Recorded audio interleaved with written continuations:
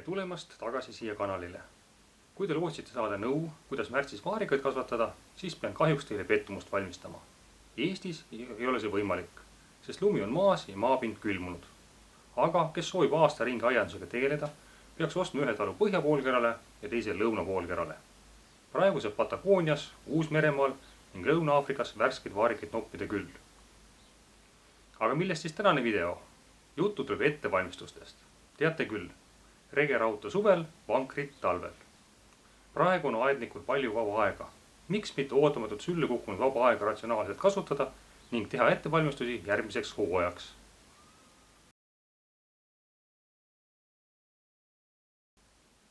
Vaadake üle oma tööriistad ja masinad. Kui suvel läks midagi katki ning see sai ajutiselt ära parandatud paari traadijupi ja toruteibiga, siis nüüd on paras aeg ette võtta korralik remont. Isegi kui masin töötas sügisel laitmatult, tasub teha proovikäivitamine ja hoolega vaadata, kas seismisega pole midagi juhtunud.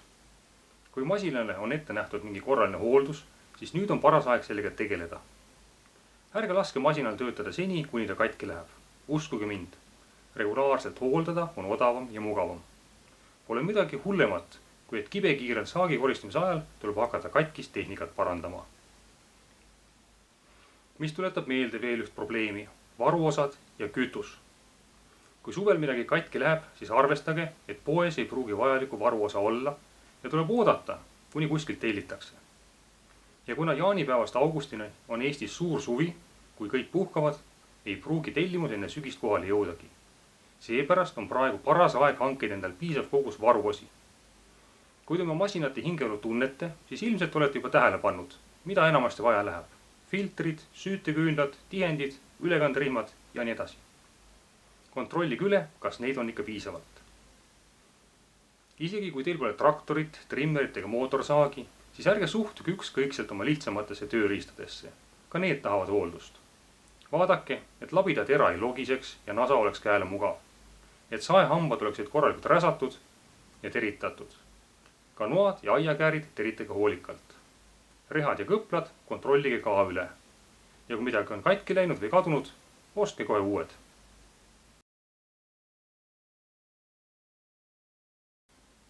Kui te kastate oma istandust, tuleb kevadel üle kontrollida, ega talv pole kastmissüsteemi kahjustanud.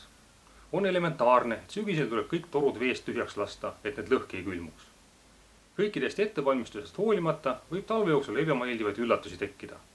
Näiteks muutuvad voolikud rabedaks, pump läheb pikast seismisest katki, tugevad sügisvihmad ajavad kraavitumbe ja nii edasi. Kõike võib juhtuda. Seepärast vaadake kahjustused üle ning olge valmis neid niipea parandama, kui ilm seda lubab. Kui keset suve põue ajal avastate, et ei saa istandust kasta, on juba liiga hilja remontima hakata. Kastmise kohta olen juba varem video teinud. Link on video kirjelduses.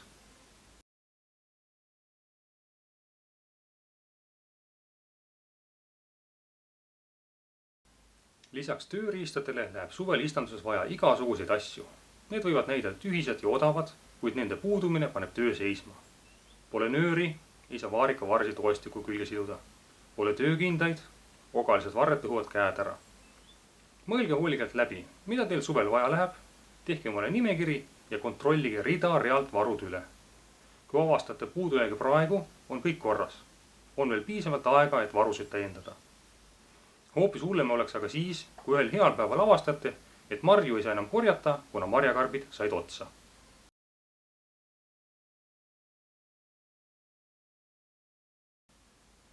Kui jutt juba saagi peale läks, tuleb mõelda ka selle müümise peale. Vaarikas on nõnda õrn mari, et ei kannata pikka seismist ega transporti. Seetõttu peavad kliendid olemas olema juba enne saagi koristamist. Talvel on paras aeg sõlmida uusi kokkuleppeid ning soojendada suhteid vanade klientidega.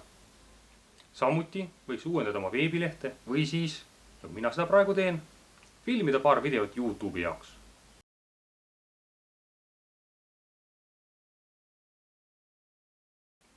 Viimase aja uudistest on läbi jooksnud hoiatused, et väetisi ja taimekaitsevahendeid ei jätku. See on tõsine oht, sest ilma väetamata põllult saaki loota on sama rumal kui lehma lüpsta, kuid süüa talle mitte anda. Mõnda aega on see küll võimalik, kuid peagi sureb lehm nälga. Põllu kohta on aga vanasõna, narri põldu üks kord ja tema narrib sind 9 korda vastu. seepärast katsuge end aegselt väetisega varustada. kui ei ole mineraalväetist, siis eks saate kuskilt sõnnikut osta. Ja kui isegi sõnnikut pole, siis hoidke alles kogu tuhk, mis talve jooksul tekib. kuna tuhk sisaldab neid mineraalaineid, mis küttepuudesse kasvamise jooksul kogunes, siis sobib see suurepäraselt väetiseks. Ainus probleem on aga selles, et tuhk kipub pinnast aluseliseks muutma. Väetamise ning taimekaitsevahendite kohta olen juba varem videosid teinud. Lingid on video kirjelduses.